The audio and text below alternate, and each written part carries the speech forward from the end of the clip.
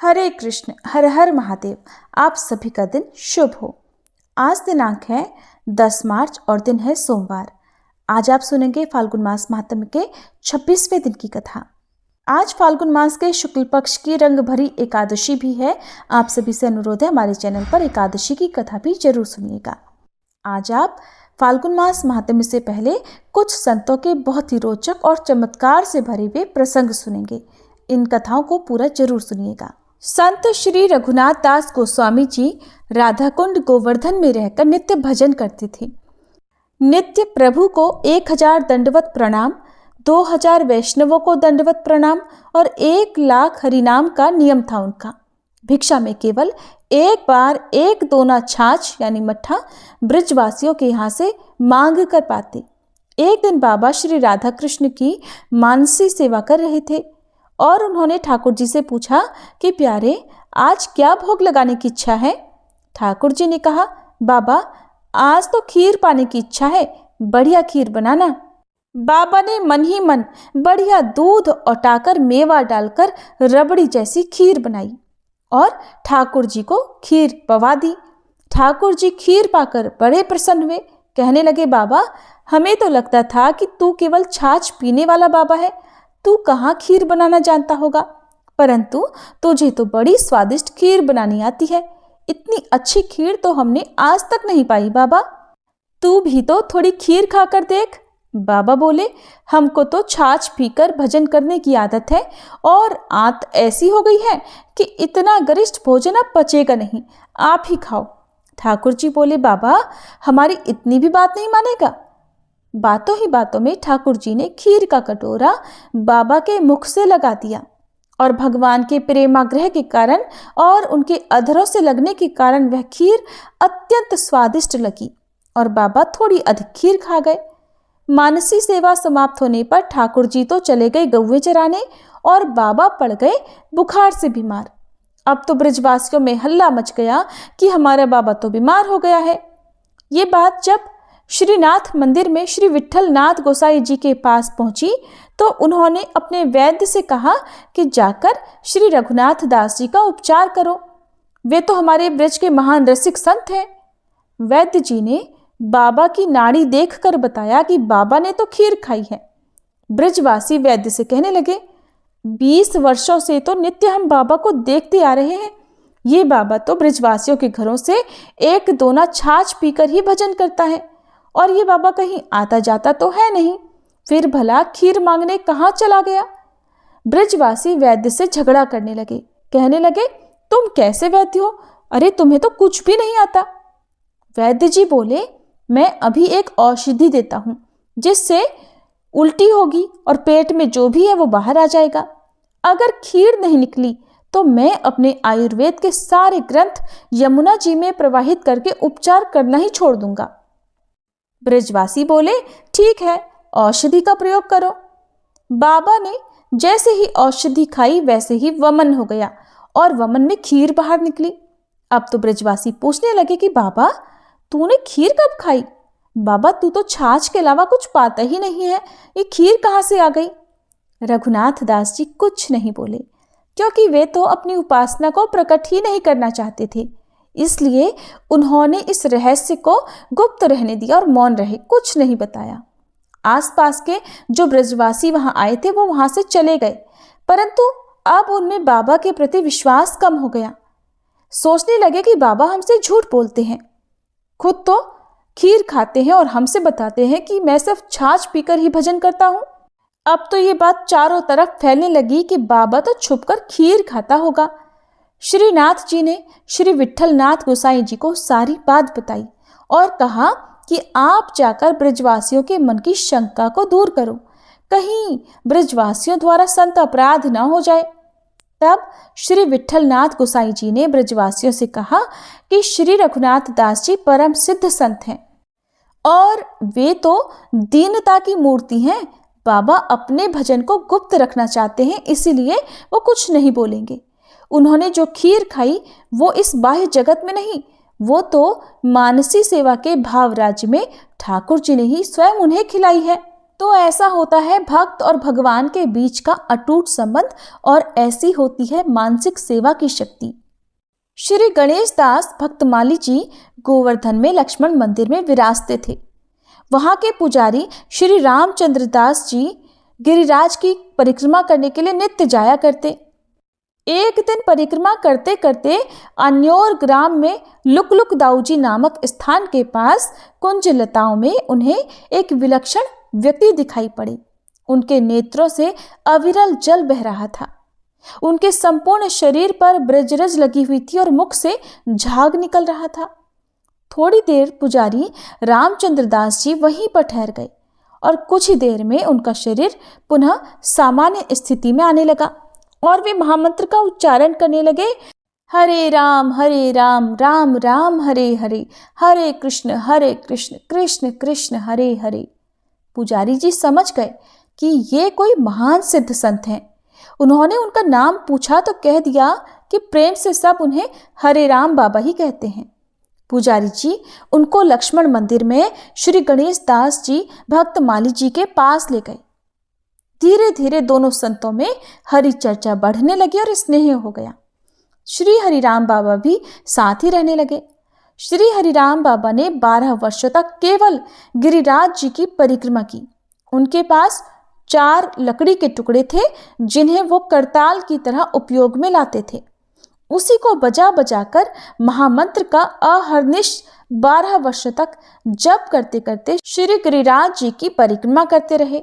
जब नींद लगती तो वहीं सो जाते, जब नींद खुलती तो फिर से उठकर परिक्रमा में लग जाते।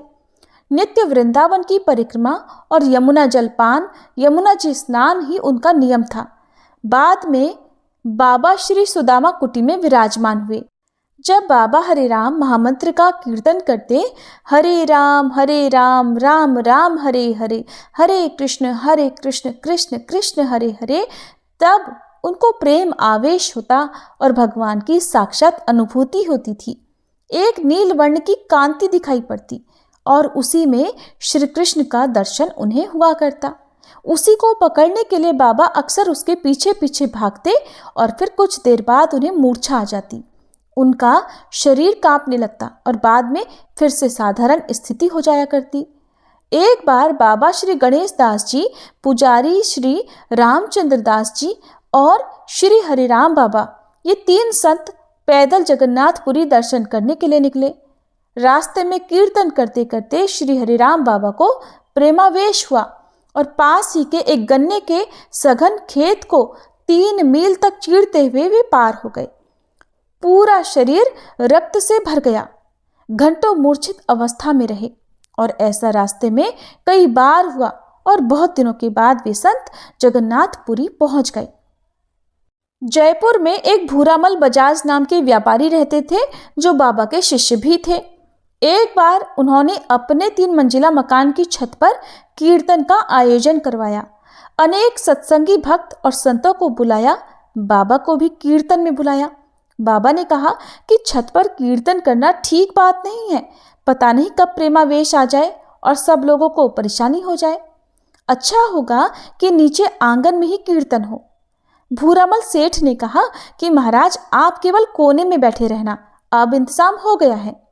भूरामल के आग्रह करने से बाबा कीर्तन में बैठ गए। कीर्तन शुरू हुआ। हरे राम राम राम हरे हरे, हरे कृष्ण कृष्ण कृष्ण हरे हरे। परंतु कुछ देर बाद उनसे रहा नहीं गया। वे कीर्तन में इतने लीन हो गए कि नृत्य करते करते वे दौड़ पड़े और छत से नीचे जा गिरे। सब लोग नीचे भागे और बाबा को उठाया। कुछ देर तक मूर्छा रही। बाबा के एक हाथ में ज्यादा चोट लग गई थी, जिस कारण भूरामल बड़े दुखी हुए कि हमने बाबा की आज्ञा का उल्लंघन किया। भूरामल ने बाबा को अपने ही घर पर रखकर उनकी बड़ी अच्छी प्रकार से बहुत लंबे समय तक सेवा की।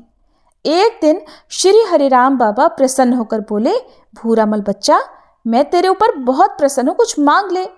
भूरामल ने कहा, बाबा मेरी तो बस यही इच्छा है कि मेरा शरीर भगवान का भजन करते हुए छूटे और मुझे भगवान के नित्य धाम की प्राप्ति हो। बाबा ने कहा, ठीक है बच्चा, ऐसा ही होगा। तू अकेला ही नहीं बल्कि तेरी पत्नी भी तेरे साथ भजन करते करते भगवान के धाम को जाएगी। और फिर इस घटना के कुछ समय बाद एक दिन श्री गणेश दास जी, पुजारी श्री रामचंद्र दास जी और श्री हरिराम बाबा, ये 3 संत जयपुर के पास गलता आश्रम पर प्रातःकाल स्नान कर रहे थे। श्री हरिराम बाबा पहले स्नान कर और तिलक स्वरूप करके माला जपने लगे। उसी समय हरे राम बाबा सहसा उठे और दोनों हाथ उठाकर आशीर्वाद देकर बोले, बहुत अच्छे भूरामल बच्चा, धाम को पधारो और ठाकुर जी को मेरी ओर से भी प्रणाम कर देना। बाबा गणेश दास जी और पुजारी जी ने पूछा, बाबा आप ये आकाश की ओर देखकर किससे बातें कर रहे थे?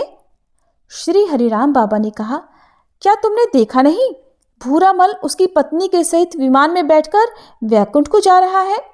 उसी को आशीर्वाद देकर भगवान को प्रणाम करने को कह रहा था। थोड़ी ही देर बाद भूरामल सेठ के घर का एक सेवक आया और उसने बताया कि कुछ देर पहले भूरामल सेठ और उसकी पत्नी का भजन करते करते शरीर छूट गया है। श्री हरिराम बाबा राजस्थान के पाली जिले में स्थित मुंडारा गांव में एक खेत के पास झोपड़ी बनाकर रहा करते थे। एक दिन गांव के एक व्यक्ति के घर में भूत प्रेतों का उपद्रव हो गया। तांत्रिक पूजा पाठ प्रयोग ओझा सब ने प्रयास किया। बहुत प्रकार से अन्य उपाय करने पर भी समाधान नहीं हुआ। तब वह व्यक्ति अपने परिवार सहित घर छोड़कर शहर की ओर चलने को तैयार हुआ। किसी ने उस व्यक्ति से कहा कि श्री हरिराम बाबा बड़े सिद्ध महात्मा हैं, अगर वे इस मकान में रह जाएं तो भूत प्रेत सब भाग जाएंगे। पीड़ित व्यक्ति बाबा के पास जाकर सत्य बात बोला ही नहीं। उसने बस कह दिया कि महाराज, आप यहाँ खेत के पास खुले में रहते हैं, ठंड का समय है, हमारा मकान खाली पड़ा हुआ है, वहाँ हमने साफ सफाई भी कर रखी है और अब हम शहर जा रहे हैं, इसलिए आप हमारे मकान में जाकर रहो। बाबा बोले, ठीक है बच्चा, ठीक है, वहाँ ठंड भी कम लगेगी। और फिर सुबह बाबा अपना कमंडल, माला और आसन लेकर वहाँ पहुँचे और भजन में बैठ गए। जैसे ही संध्या का समय हुआ, प्रेतों का उपद्रव शुरू हो गया। बाबा तो समझ गए कि यहाँ प्रेतों का निवास है, परंतु बाबा शांति से भजन में लगे रहे। प्रेतों ने बहुत प्रकार से नाच गाना किया और शोर मचाया, परंतु बाबा भजन से नहीं उठे। अंत में एक चुड़ैल बाबा के सामने आकर खड़ी हो गई। श्री हरिराम बाबा उस स्त्री को पहचानते थे। बोले, अरे तू तो इसी गांव की थी और कुएं से गिरकर तेरी मृत्यु हो गई थी। ब्राह्मण परिवार की बहू होने पर भी तुझे प्रेत योनि की कैसे प्राप्ति हो गई? तब उसने बताया कि जन्म चाहे कितने ही ऊंचे कुल में हो जाए, परंतु आचरण अच्छा न हो तो अधोगति में ही जाना पड़ता है। पर पुरुष के संग करने के पाप से मुझे प्रेत बनना पड़ा। मैं पातिव्रत का पालन नहीं कर पाई और बाद में मैंने आत्महत्या की। मैं इस प्रेत योनि में बड़ा कष्ट पा रही हूँ, आप मेरा उद्धार कीजिए।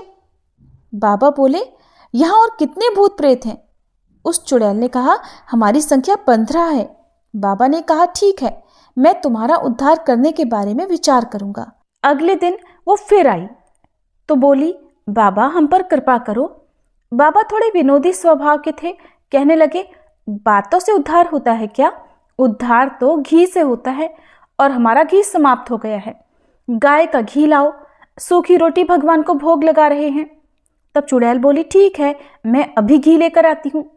गांव में एक यादव परिवार के मुखिया जी रहते थे।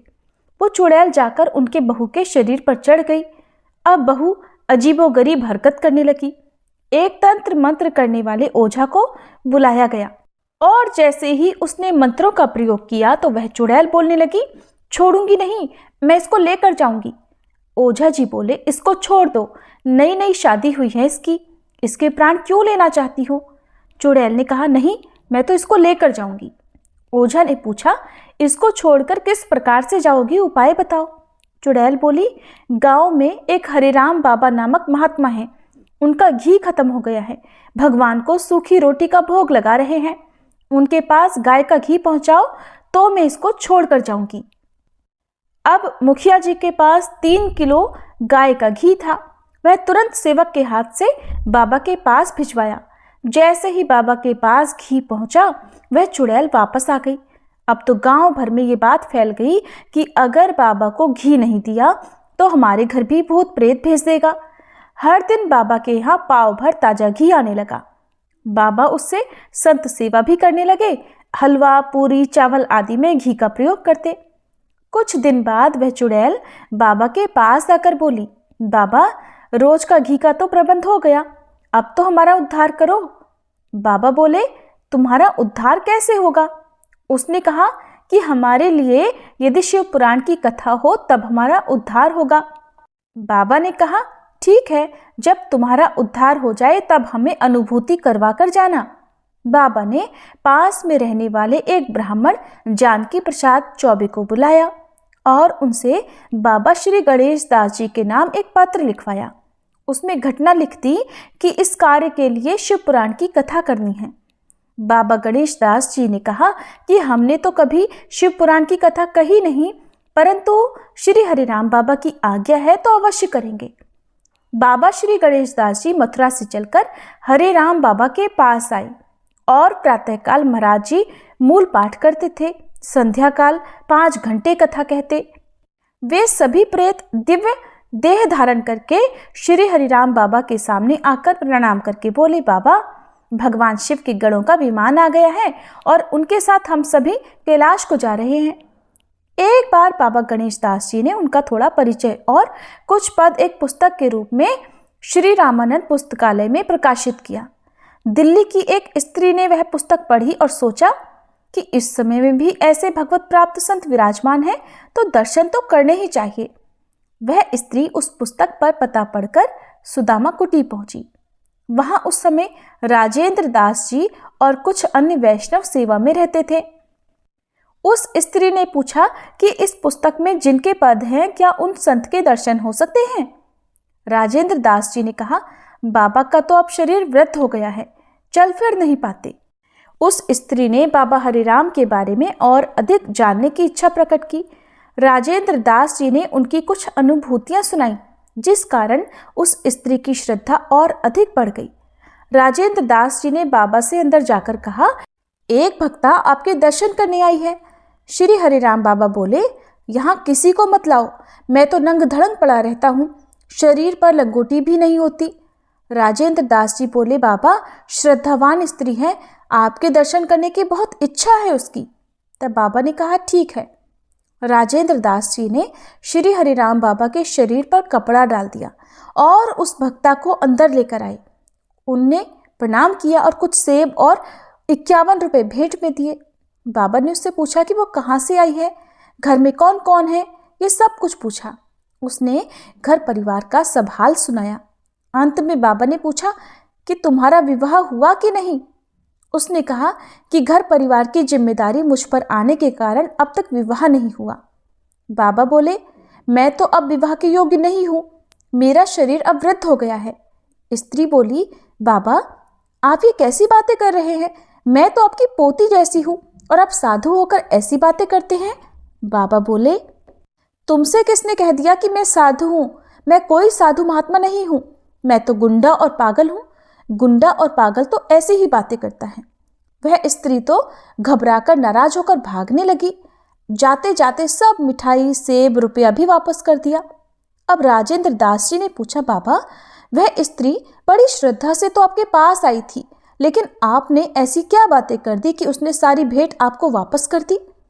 बाबा बोले, मैं बूढ़ा हूँ, परंतु यहाँ रहने वाले सब संत बूढ़े नहीं हैं। विरक्त संतों के यहाँ अकेले महिलाओं का आना ठीक नहीं है। बार बार आना जाना शुरू होगा, ये अच्छा नहीं है। और मेरी 100 साल के ऊपर उम्र चल रही है। इतने साल राम जी ने माया से बचाए रखा, अब बुढ़ापे में तो मैं अपने वैराग्य पर कलंक नहीं लगा सकता ना। इस तरह की बातें करने से अब वह दोबारा आने का प्रयास ही नहीं करेगी। राजेंद्र दास जी ने पूछा, बाबा, अगर अगली बार फिर आ गई तो?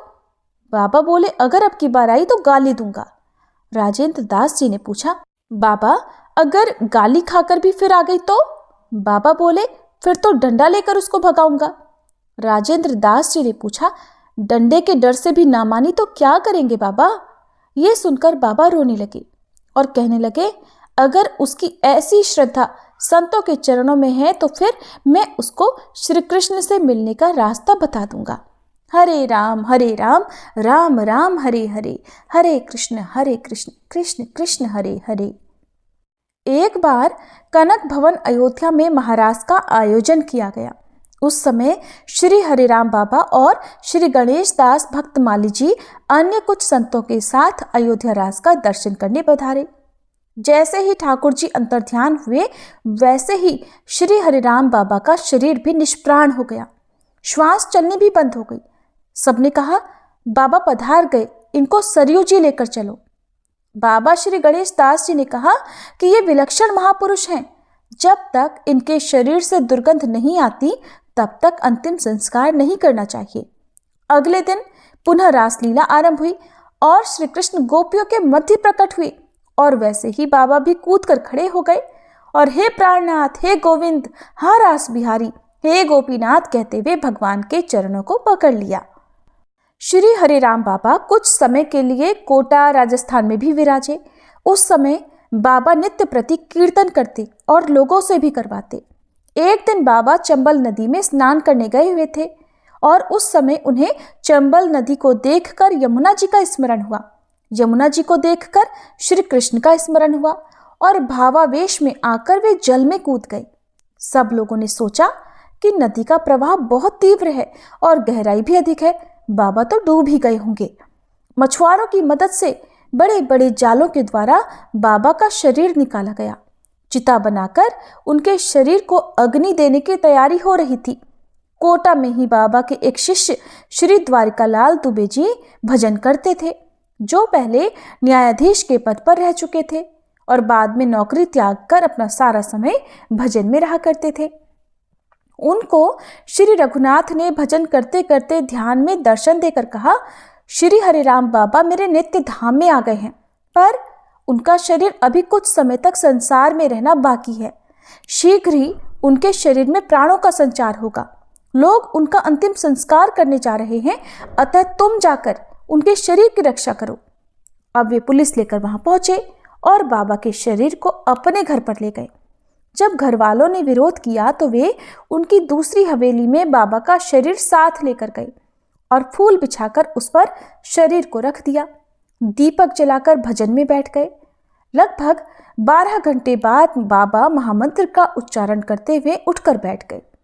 द्वारकालाल जी ने ठाकुर जी की आज्ञा सुनाई और पूछा कि बाबा आप नित्य धाम कैसे चले गए? बाबा बोले कि ठाकुर जी के पार्षद विमान में आए और मुझे लेकर गए।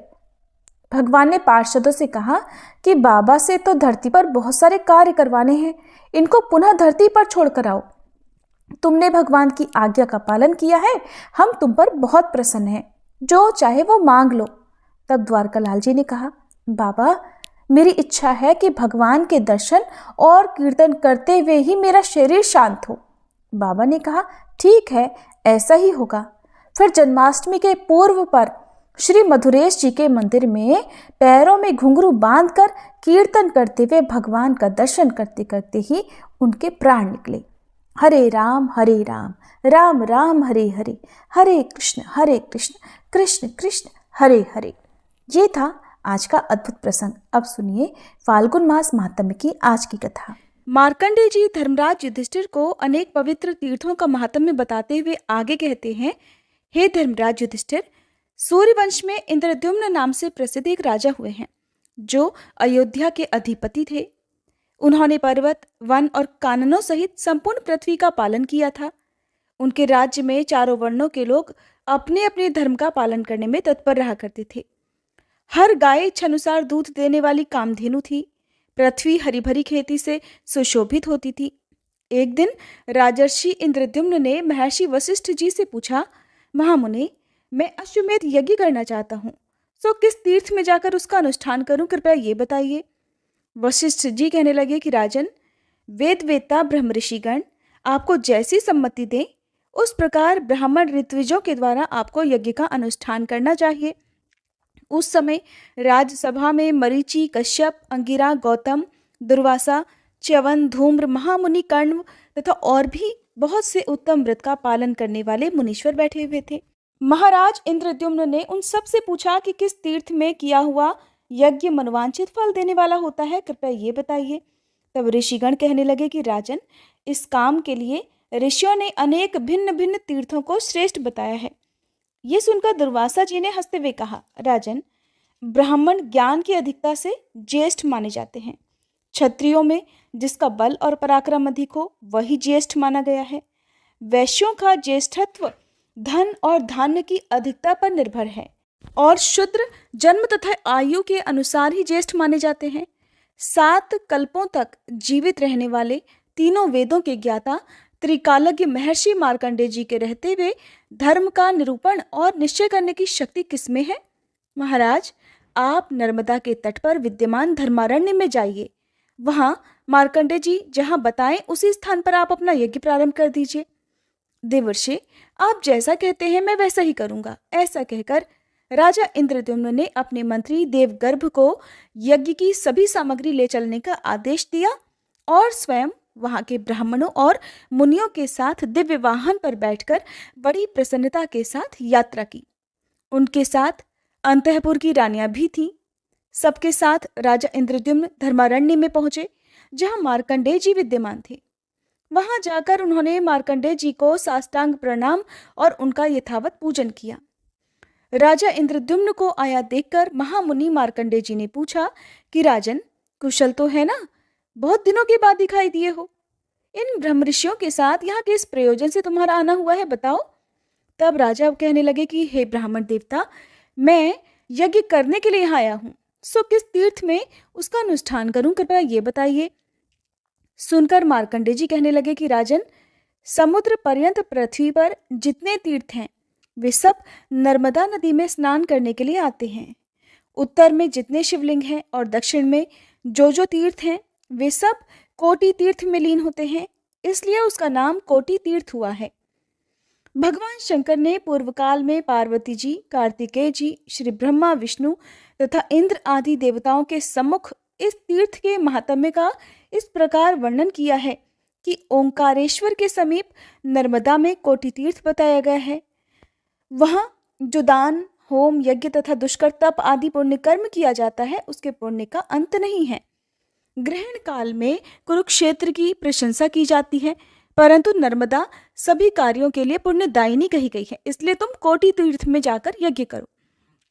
ये सुनकर परम धर्मात्मा राजा इंद्रद्युम्न ने अमित तेजस्वी मार्कंडेय मुनि के चरण पकड़े और कहा, हे मुने, आपने जो कुछ कहा है उसके लिए मैं अपने ऊपर आपका बहुत बड़ा अनुग्रह मानता हूँ। इसी समय सुंदर यज्ञयोप, विभिन्न देशों के क्षत्रिय वृंद, गौ, अश्व, हाथी तथा अन्य आवश्यक सामग्री साथ लेकर मंत्री देवगर्भ भी वहीं आ पहुंचे। तब राजा ने 30 योजन एक विशाल यज्ञ मंडप बनवाया, उसमें बहुत से यूप लगाए और अपने प्रमाण के अनुसार तरह तरह के कुंडों का निर्माण कराया। यज्ञ प्रारंभ हुआ और वेद मंत्रों के उच्चारण की ध्वनि से भूमि और आकाश का मध्य भाग गूंज उठा। सूर्य के समान तेजस्वी अग्निदेव अपने धूम रहित स्वरूप से प्रज्वलित हो रहे थे। महाराज इंद्रद्युम्न ने उस यज्ञ में ब्रह्मा, विष्णु तथा शिवजी का भी आह्वान किया। इनके साथ सभी देवता भी पधारे। राजा के यज्ञ में घी और दूध की नदियां बहती थीं, जहां दही और खीर की कीच जमी हुई थी। अनेक तरह के भक्ष्य भोज्य पदार्थ सदा सबके लिए प्रस्तुत रहा करते थे। देवता, मुनि तथा 4 प्रकार के प्राणी समुदाय भली भांति तृप्त हुए। अंत में ब्राह्मणों को प्रचुर दक्षिणा भी दी गई। इस प्रकार वह यज्ञ संपूर्ण हुआ। फिर ध्रुव तथा ब्रह्मपुत्र महर्षियों को विदा करके ओंकारेश्वर के स्वरूप को जानकर राजा ने उनका पूजन किया। मणि, माणिक्य आदि रत्नों से पहले ओंकार लिंग को विभूषित किया। फिर गंध, तरह तरह के धूप, कपूर, अगरु, चंदन, ध्वज, छत्र, वितान, व्यंजन और दिव्य चामरों से पूजा संपन्न करके इस प्रकार स्तुति की कि जिस बिंदु युक्त ओंकार का योगीजन सदा ध्यान करते हैं तथा जो ओंकार स्वरूप काम और मोक्ष देने वाले हैं, उनको बारंबार नमस्कार है। श्री ब्रह्मा, विष्णु तथा इंद्र को भी वर देने वाले सर्वदेवमय हे शिव, आपको नमस्कार है।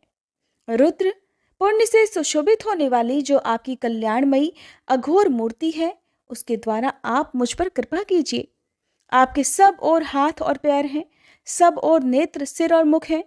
लोक में सब और आपके कान हैं और आप सबको व्याप्त करके स्थित हैं। आपको नमस्कार है।